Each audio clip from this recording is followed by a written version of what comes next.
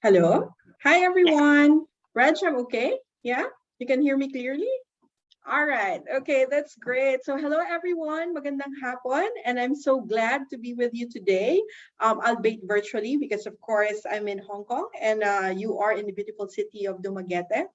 So this afternoon, my topic is about communications in humanitarian work. And I'm very glad to know that there's actually a lot of communication students who are with us this afternoon. And of course, earlier we had Dr. Cecil, and of course, she's broadcast communications and I've graduated actually as with a BA in broadcast communications from UP Diliman, and I've also had my master's in public relations from the UK. All right, so yeah, so I'll talk about communications in humanitarian work. And of course, to start off, I actually have a little bit of a game for everyone. So, Reg, can you go to the next slide, please?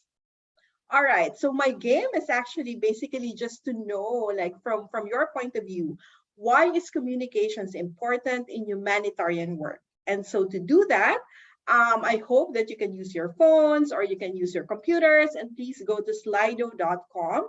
So there's the number. So when you go to slido.com, you just enter the number.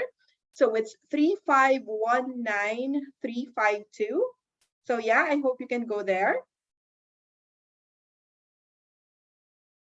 All right, so I'll give you a little bit of time to go there so that we can, so that I at least I'll see like how you understand like how important is communications in aid work, and I think more or less like everyone has an idea of what it is about.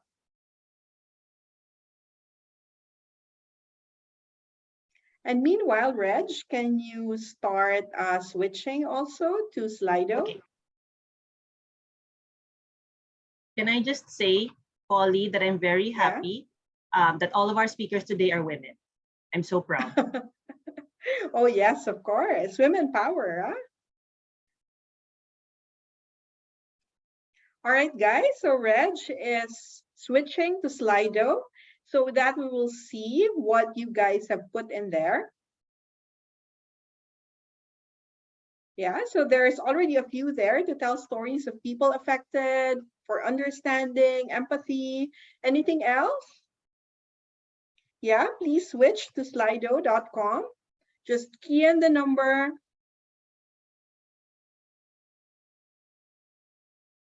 Okay, so there's more. So to help, to build a connection to others. Anything else, please? Yeah, so I guess I'll give you like, maybe one more minute just to go to slido.com and key in what you think how communications is important to humanitarian work.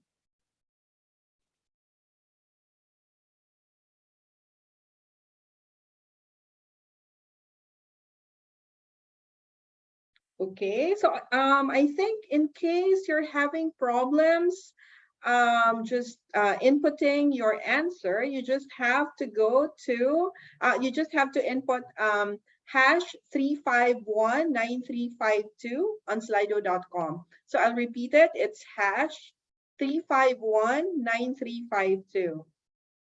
Yeah. Okay, so there's more. So to interact and to know their concerns, break barriers.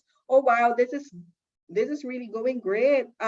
Helping, interacting to help, cater, to report on the projects done by MSF.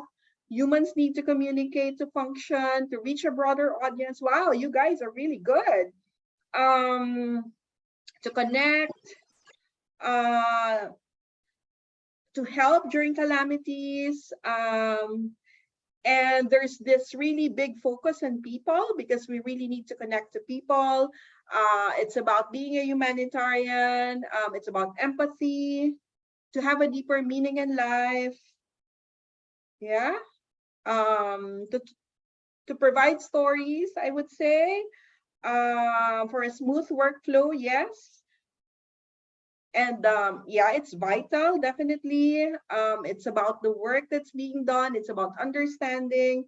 Yeah, so very, very good. All of these are, really provide a reason why communications is important in humanitarian work. All right, so thank you so much. That's a really good understanding that you guys have. So I guess, Reg, we can now switch back again to the PowerPoint.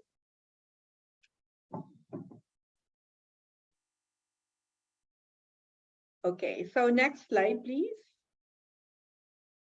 All right, so as you guys have said, providing information is really important. I mean, this is one of the reasons why we use communications in humanitarian work, and also to give feedback.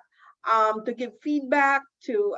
tell what's happening to our patients, to tell what's happening in the context that we're in, and also to educate to educate people on what we're doing, on why we need to do what we have to do, to tell stories like simply this image we have in which the older generation is telling his story to the younger generation of what happened. So all of these make communications important. Next slide, please.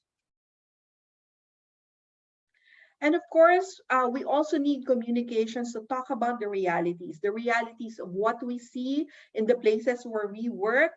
You can see here, there is an image of a pregnant lady, and she has difficulty having access to healthcare. And so we have to talk about it. We have here an image of a baby who was rescued by MSF. So this baby basically was one of the refugees who was floating in the Mediterranean Sea and was not being given succor or help by the European countries because their boats are being pushed away. Next slide, please. So it's to talk about the situation of our patients, like in this photo, like on the left, you can see here like three children, three girls who suffered from sexual violence. So we want to talk about their stories so that people are aware of what's happening in this particular part of the world. There's also this mother who is seeking care for her child, who is suffering and needs medical support. So yeah, it's very important really for advocacy and to tell stories of people. Next slide, please. And to also, I would say, inform people of how they can help the people that we're helping, to advocate to advocate for access to healthcare, to advocate for or to ask for support from people, to talk about what we're seeing. So all of these really emphasize the fact that communications is very important in the humanitarian world. And this is why this is the message basically that I wanted to give you guys, especially the communication students, that there is something for you in the humanitarian world. It may be, it's not just with MSF, but basically in the humanitarian sector, communications is very important. I know like some of you probably after your graduation, you will be going to, let's say, the corporate sector, the for-profit industry. But remember, always remember that, I would say that there's really much need for communications people to talk about what's happening in areas that wherein people are affected by conflict, disasters, and all the different emergencies. Next slide, please. So for MSF, our communications officers actually bring to the world's attention the areas, the situations, the contexts of the places where we work. So MSF, as has been mentioned before already by my colleagues, MSF is present in over 70 countries around the world. We have more than 400 projects in these 70 countries. And in most of these projects, we need communications officers to tell the stories of our patients, to speak out of what they're seeing, to speak out for the benefits of our patients. Next slide, please. So I just also wanted to emphasize that MSF, or Doctors Without Borders, is an organization that was founded by doctors and journalists. This is why communications is very important. In fact, in the work of MSF, témoignage is a crucial part of our work. So what is témoignage? Témoignage is actually a French word which means witnessing. So for MSF, it's not just about our social mission. It's also about talking about what we see for the benefit of our patients. If our patients are having problems accessing healthcare, or if there are reasons why they cannot, then we speak about it and we try to advocate about it. Next slide, please. So that is the work of communications people. This is because Doctors Without Borders will act as a witness and speak out about the plight of the populations in danger for whom we work.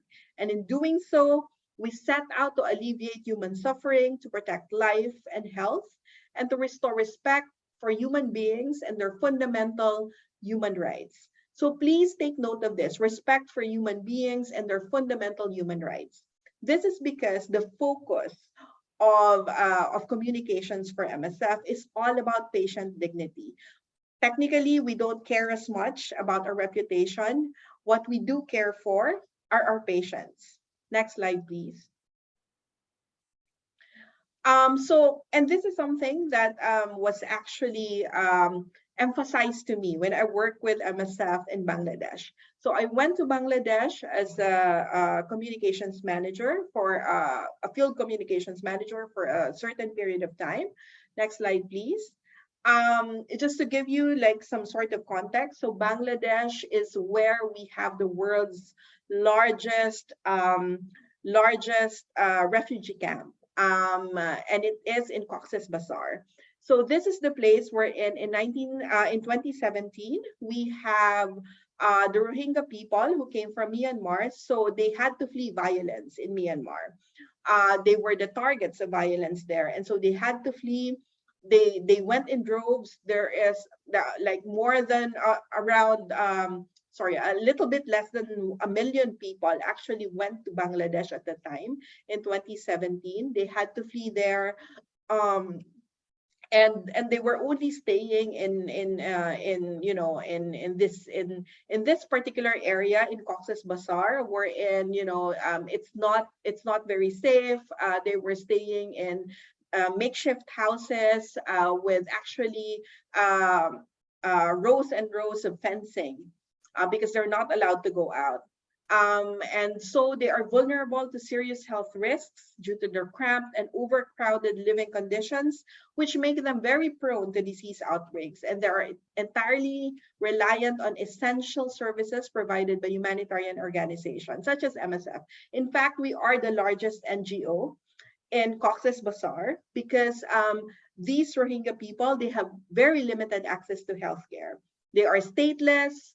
Until this point, they have a very bleak and uncertain future, and their situation has had tremendous impacts on their mental health. Because imagine coming from a place wherein they suffered a lot of violence. There were rapes, there were people who were killed in Myanmar, and all of that, and then going to Bangladesh wherein their future remains uncertain. Like, it really has a toll on their mental health. Next slide, please. And so my role there as a communications person is really to talk about their situation, to bring out their stories, to make people more aware, to give them visibility, to make people more aware of what they're suffering from, or what they've already suffered from, and what they continue to experience. So yeah, that's really one of the most important role that a communications person can have. Like, if you want to also kind of give your life meaning as a communications person, then like being closer, I would say, to the field is something that can really enhance the way that you work. Next slide, please. And so I was also talking about, as a communications person, I was also talking about the challenges that were faced by the Rohingya. We gave visibility on how COVID-19 has also exacerbated their challenges. and of course, the living conditions that they had in the camps, and the possible relocation. Actually, the relocation is now happening to Basanchar, which is an island with very uncertain conditions that usually affected by cyclones and everything. So yeah, as communications, we had to shed light on this one. We had to talk about this. So next slide, please.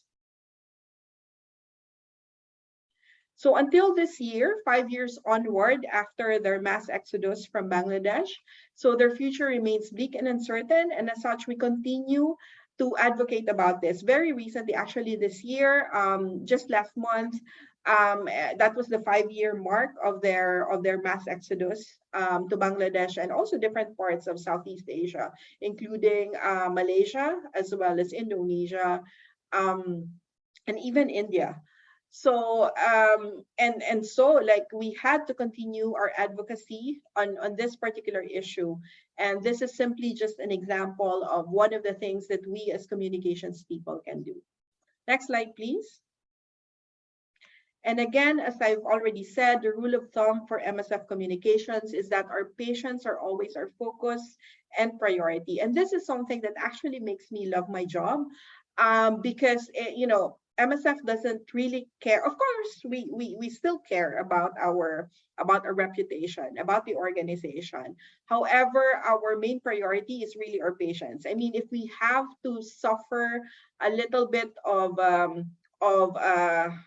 what do you call it, of crisis with regard to our reputation, and you know, vis-a-vis caring for our patients, then we'll take it, just because our patients' dignity is really more important as compared to our own reputation as an organization.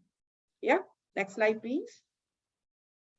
And so with all of that, I just wanted to ask you guys, so for the communication students there, are you ready now to become a communications officer for Doctors Without Borders? So it's more of a challenge for everyone. This is a path that is open to you if you want to take it. Like after graduation, you just have 2 years of experience, and yeah, it's a path that's open for everyone. So yep, and that's it. Thank you so much, and I will gladly welcome your questions. Thanks.